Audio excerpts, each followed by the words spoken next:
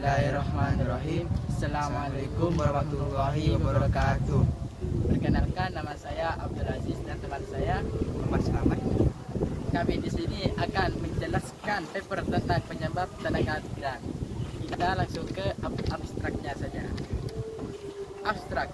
Bekerja di luar negeri merupakan salah satu cara untuk mendapatkan penghasilan yang lebih besar dan mengumpulkan modal finansial untuk berwirausaha di daerah asal migran. Pada kenyataannya, banyak tenaga kerja migran Indonesia yang telah pulang ke daerah asal memutuskan untuk bermigrasi kembali, baik ke negara tempat bekerja sebelumnya maupun ke negara tujuan yang baru. Tulisan ini bertujuan untuk mengkaji faktor-faktor penyebab terjadinya migrasi berulang oleh mantan tenaga kerja internasional. Studi ini menggunakan data kuantitatif dan kualitatif pada penelitian di Desa Sukorejo Wetan, Kabupaten Tulungagung, salah satu desa pengirim tenaga migran Indonesia. Data kuantitatif diperoleh melalui survei pada rumah tangga terpilih. Sementara data kualitatif dikumpulkan melalui wawancara mendalam (FGD) Focus Group Education dan observasi. Hasil analisis menunjukkan 4 faktor dominan yang menyebabkan terjadinya migrasi tenaga kerja internasional secara berulang, yaitu yang pertama, penghasilan selama bekerja di luar negeri yang dikirim ke daerah asal hanya cukup untuk kebutuhan konsumsi. Yang kedua, mantan tenaga kerja internasional sulit beradaptasi dengan kondisi ketenaga kerjaan di daerah asal, terutama keterbatasan kesempatan kerja dan upah yang rendah. Yang ketiga, keterbatasan maupun berwirausaha. Dan keempat, keberadaan jaringan sosial yang mendukung terjadinya migrasi berulang. Bab pertama, pendahuluan. Latar belakang migrasi. Perburuan telah menarik perhatian kalangan internasional dalam 2 dekade terakhir ini. Satu, sifat migrasi yang transnasional memberikan tantangan berbeda bagi negara tujuan dan negara pengirim. Yang kedua, hal tersebut disebabkan karena negara tujuan harus menyeimbangkan kebutuhan domestik dan pasar tenaga kerja berdasarkan pandangan dan kebutuhan rakyat mereka. Sedang negara pengirim perlu mengatur kebijakan pengiriman agar hak-hak buruh migran dapat dilindungi. Yang ketiga, bermigrasi berarti pindah ke tempat lain. Migrasi eksternal atau migrasi adalah sebutan ketika perpindahan itu terjadi dari sebuah negara ke negara lain. Sedangkan migrasi perburuan adalah istilah yang digunakan untuk mendeskripsikan perpindahan yang dilakukan oleh orang dari suatu tempat ke tempat yang lain dengan tujuan bekerja atau menemukan pekerjaan. Rumusan masalah.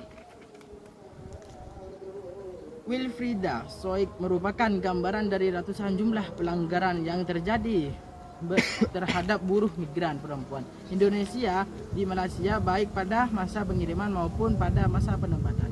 Ia direkrut melalui jalur tidak resmi, mengalami penganiayaan ketika kerja, hingga mendapatkan vonis hukuman mati karena mencoba membela diri dari siksaan dilakukan majikannya.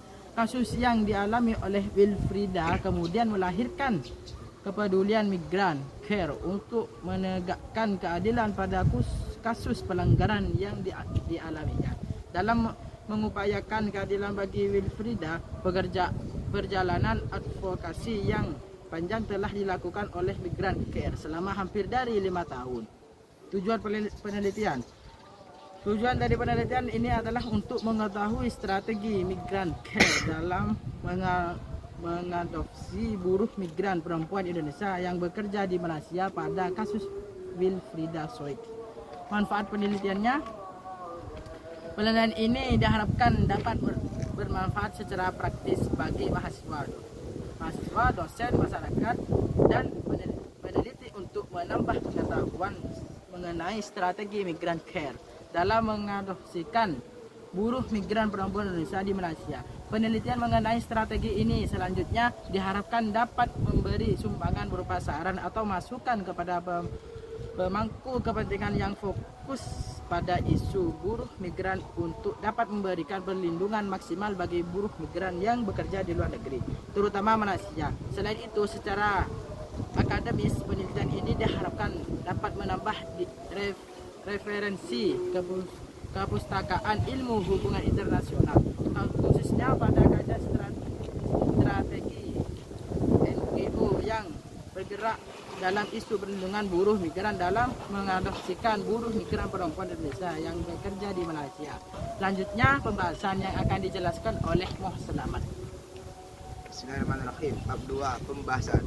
Secara umum penelitian mengenai strategi dalam menangani kasus tertentu banyak dilakukan. Untuk itu, dalam penelitian ini penelitian terpijak pada penelitian terdahulu yang memiliki topik ataupun tema yang sama dengan judul yang peneliti angkat. 11 studi pustaka pertama adalah tesis yang dibuat oleh Ana Sabban Aziz, Perempuan Kebijakan Perlindungan Buruh Migran Perempuan Indonesia masa pemerintahan Susilo Bambang Yudhoyono 2004 dan 2010. Penelitian ini berfokus pada studi terhadap perlindungan buruh migran perempuan Indonesia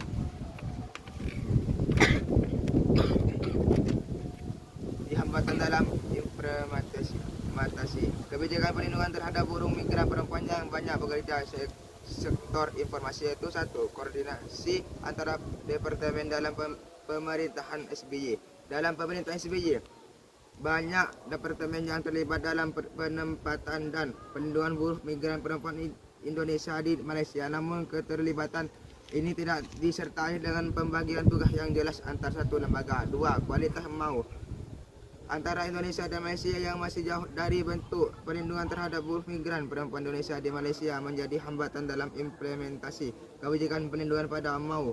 Di tahun 2006 tertulis bahwa pemegang paspor adalah majikan tempat buruh migran bekerja, tidak ada batasan upah minuman dan tidak ada cuti liburan sekali dalam seminggu. MAU antar kedua negara tidak berawal dari ratifikasi CEDAW yang telah ditandatangani kedua negara Indonesia 1984 Malaysia dan 1995 Malaysia. Dan yang ketiga, Malaysia tidak mengatur perlindungan secara rinci buruh di sektor informal dalam Employment Act 1995 yang merupakan UU Ketenaga Kerjaan Malaysia. Pengakuan akan hak-hak buruh migran di sektor domestik hanya terbatas pada masalah yang penyelesaian kontrak dan bukan perlindungan. Dan bab 3, penutup. Kesimpulan, salah satu strategi yang dilakukan sebagai TKI untuk menyiasati keterbatasan kesempatan kerja di dalam negeri adalah pekerja di luar negeri, khususnya negara-negara maju yang mengalami kekurangan tenaga kerja. Selain itu, perbedaan upah di negara asal dan negara tujuan berkontribusi untuk terjadinya migrasi tenaga kerja internasional dikarenakan berbagai faktor yang memfasilitasi aktivitas migrasi, seperti kemudahan memperoleh beragam informasi mengenai negara tujuan dan kemudahan transportasi serta komunikasi. Arus migrasi tenaga kerja internasional menjadi semakin besar dengan arah yang jual makin luas. Fenomena yang migrasi internasional yang terjadi di antara tenaga kerja migran asal Indonesia mengonfirmasi teori-teori yang telah dikemukakan oleh banyak ahli. Bekerja sebagai tenaga kerja migran di luar negeri tidak hanya untuk mendapat penghasilan yang pada kenyataannya lebih baik dibanding pendapatan dengan pekerjaan yang sama di dalam negeri. Idealnya kesempatan ini juga menjadi cara untuk mengakumulasi modal finansial melalui tabungan, baik dari remitansi maupun tabungan di luar negeri yang akan digunakan sebagai modal untuk membuka kegiatan ekonomi, berwirausaha setelah kembali di daerah asal. Hal ini terutama bagi mereka yang tidak memiliki akses memperoleh kredit untuk modal usaha. Dengan menjadi wirausaha, para mantan migran tidak lagi tergantung pada kesempatan kerja yang terjadi dan yang tersedia, dan bahkan bisa menciptakan kesempatan kerja di daerah asal. Oke, terima kasih. Terima kasih penjelasan dari kami. Assalamualaikum Assalamualaikum warahmatullahi wabarakatuh.